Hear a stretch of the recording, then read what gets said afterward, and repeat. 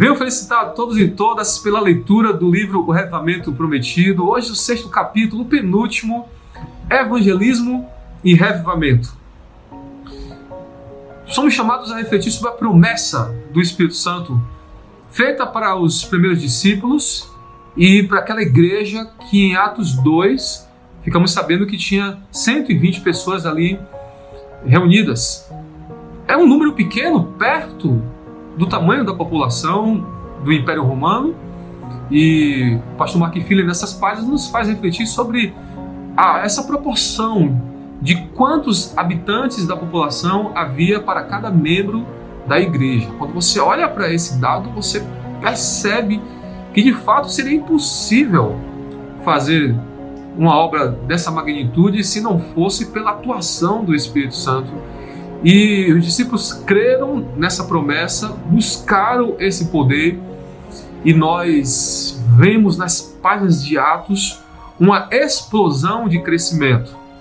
Alguns historiadores chegam a destacar que a igreja passou de 1 milhão de membros, algo de fato que só poderia existir com a atuação poderosa do Espírito Santo e ajudando-os a entender essa ligação entre evangelismo e revivamento.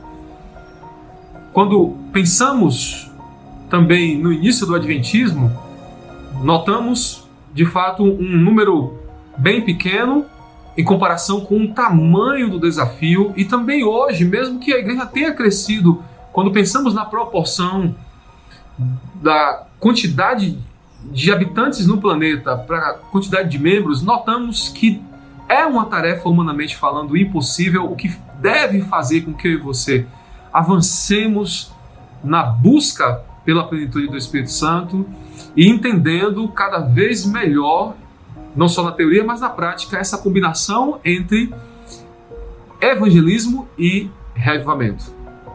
Um outro elemento interessante que nós aprendemos nessas páginas é mais um paralelo entre a igreja no início da pregação e nesses dias finais.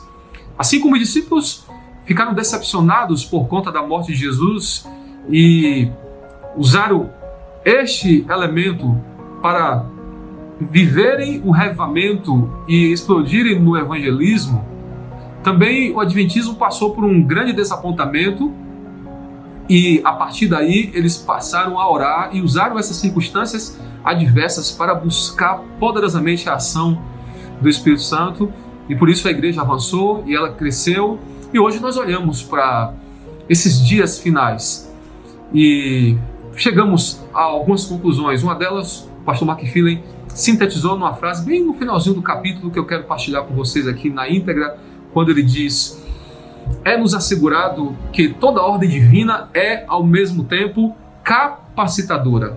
O que quer dizer isso?